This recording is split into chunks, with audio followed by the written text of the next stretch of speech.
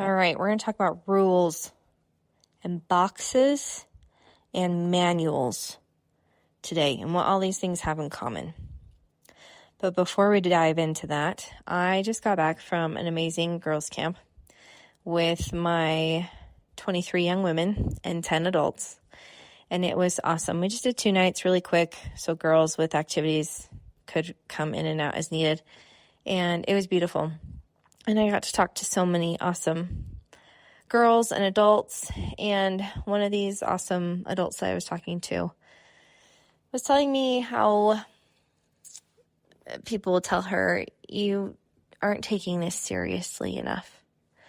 And she was telling me how she also just doesn't feel the spirit in the same way that everyone else does. And that both of these things were essentially like problems and not okay. And I had another experience when I came home from camp. So my sweet mother did a bunch of my laundry for me. And a part of that laundry was our underwear. And in that moment, when my husband and I realized that she had done this laundry for me, there were a lot of thoughts to choose from. And I had the thought of, oh, that's so nice. Oh, that's kind of embarrassing. Well, that might be kind of crossing the line. Oh, but that was actually really helpful. And we get to choose whatever we want to think. Like all of those thoughts are options. We can choose to think that we're inferior. We can choose to think there's nothing wrong with us. We can choose to think that was so helpful. Which choice or which thought are you going to choose? And you get to decide. And you can either take the thoughts and opinions of others or not. You just truly get to choose. And why do we have to choose the contentious thought that says, how dare they? That's crossing a line. We need to make a boundary on this. When really we could say, you know what? We don't need to make a big deal about this. That was so helpful. That was so kind. That they must be having a bad day. Like whatever the situation is. And the only reason we react so often the way we do is because we have created a manual for people. We have manuals for mother-in-laws, for siblings, for grandparents, for ourselves, for our children. We have these manuals. They're books of rules that we create on how people should be. And then we put these people in nice little tidy boxes, and we add more people to those boxes, and we create these groups and say, all right, all these people in these boxes in this box need to follow this manual. And then all of the people that I put into this box, they need to follow this manual. And you know what's interesting about manuals is typically they're the rules that we have made for ourselves. At least what I've noticed is that the rules that we make for others are usually the rules that we ourselves think that we should follow, whether we do or we don't. And then we place them on other people, which is interesting to think about. That most of the time how we judge and view others is kind of an outward reflection of of ourselves. Is that the right way to say that? An outward expression? Maybe go. An outward expression of how we internally view ourselves, or what we think we should be doing with our lives, or how we should be a human. Which, by the way, there is no one right way to be a human. And guess what? No one is going to do that role any better than that one person is allowed to. So meaning, as much as I want my dad to be like Joe's dad, it's never going to happen. Why? Because my dad is my dad. He is not Joe's dad. He will never be Joe's dad. Maybe you want to be like Beyonce. And yes, she is amazing, but guess what? You will never be a Beyonce. Because you are you. You are the one and only amazing you. Thank you, world, that we have you. Okay? So we need to, but it's very helpful, I have found, to look at these rules that I make for people and ask myself, okay, is this rule worth hanging on to? Or is it just creating more contention or more distance between me and this person? And you can keep rules and you can say what you need to say and maybe create some boundaries, but a lot of my rules I've been able to throw out the window or reframe it in a way that is more conducive to what is actually realistic for that person. I'll give you another example. When I learned about manuals, actually, my aunt told me about them, and it was a hard pill to swallow. So we're on a family trip.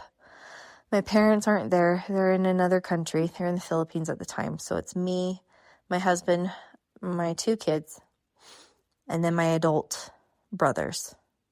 And then we brought my aunt and my younger cousin with us too, her son. We went on a trip to California. And we're all sitting around the table hanging out, and one of my brothers is just on his phone constantly. And I was so annoyed. And I don't know if my aunt noticed or I just decided to share with her. I'm like, why is he on his phone all the time? We're together as a family. He shouldn't be doing that. He should know better. We were all raised by the same parents, which means we are all exactly the same, right? No. And so she looked at me and she's like, Brynne, you've made a manual for him. I was like, what? She's like, you have rules on what it means to be a brother in this family. I was like, well, no, like, you just know the rules. Like, our parents taught us this. Or she's like, Brynne, I don't know what to tell you because he is texting right now. And that was really hard for me to grasp and be okay with. But when I thought more about it, and then thankfully, I think I probably vented to my mom about it. And at some point, he reached out to me like, hey, there was some contention, or I don't know if he just noticed it, or maybe my mom said something, I don't know. But I was so grateful he reached out and we were able to talk about it. And I was very honest with him, and he was honest with me. And we just realized that I had a lot of expectations for him that, 1, I had never voiced, and 2, he was never signed up for. Like, even if we had sat and had a conversation about it, he probably would have been like, yeah, actually, I am going to go hang out with my friends that are in this area because that's something I like to do once in a while on a trip, especially when I'm around other people. That was another thing I was upset about. I made a lot of rules for him on how to do a family vacation with adults. And now that I look back, that's when it becomes so helpful to communicate. So often we're like, they should read my mind. They should just know. And that is setting up both sides for failure and disappointment. We cannot read minds. We like to think we can. Sometimes we're in sync, you know. Sometimes we get it right. Lucky guess. But it's just so much more helpful when we can communicate what we need, communicate our desires, what we would like, and then be willing to compromise, right? So, rules, boxes, manuals, we make them for people all the time. And society, who are the people in society that make the rules that not everyone, but so many people are like, yes, that is the rule, and we shall follow. We shall all do that rule. We shall all sit at the table, and no one will get up. That is not the reality at my house, by the way, friends. We shall burp and say, excuse me. And then it's interesting because for me, I just thought the way I was raised and the rules that we implemented in my home was the way that everyone did it, right? Until you go out and you're at a friend's house and they do it differently. And for some reason, my brain thought our way in our household was the right way. I don't know why. So it's been very eye-opening now that I view the world through this lens of what are all the other ways of being human? And what are some ways that I might want to implement humanness into my home and into my life? Instagram has helped us so much, right? To see how people are doing their lives, whether it's fake or real. I mean, you get to decide what is helpful for you. But I don't abide by the rules quite so much anymore. And when I find myself getting frustrated about a rule that my kids aren't following, you know what the culprit usually is in my frustration? It's because I'm afraid of what other people will think when they don't follow this rule. It's like when my boys aren't sitting down at dinner at a family gathering and I start to get frustrated. I used to anyway. It's not so much anymore. And I would get so frustrated and irritated that they weren't doing what I thought they were supposed to be doing. And now I've been able to look at them like, okay, this makes dinner time miserable every time. And I'm so frustrated. And I can't force them to eat. I mean, there are ways that you could, but I'm not going to tape them to a chair. I'm not going to shovel food into their mouth. I'm not going to do that. But those are options. They are. That's not how I want to handle the situation with my kids. And yeah, that fear, it is interesting how that fear pops up. If we don't follow this rule, people are going to think this about me. I wonder if that will pop up more for you, if you'll notice that. I can't be the only one that's afraid of judgment of others and the way that other people will perceive me. But the more confident I've gotten in myself and allowing myself to work through this process and take ownership for the actual thoughts that I want to have, and how I want to act in certain scenarios that I've put more effort into,